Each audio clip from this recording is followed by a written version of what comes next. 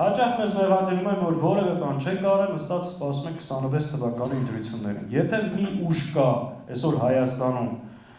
կամ այդ ուժերից հիմնականը այսօր Հայաստանի քաղաքական դաշտում ընդդիմադիր, որ կարող է գա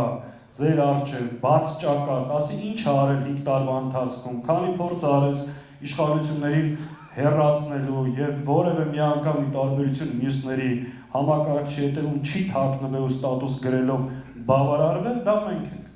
Հայերենի փրկության շարժում, դիմադրության շարժում, սրբազան շարժում, որի առանցքում էլի մենք ենք 5 տարվա մեր հաշվետվությունը ձեր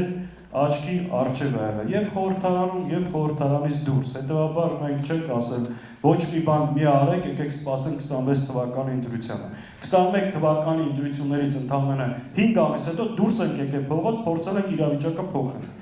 Ու անցնող 4 տարիների ընթացքում։ Հետեւաբար այդ թեզը մեզ չի վերաբերում, վերաբերում է հիմնականում դասողներին։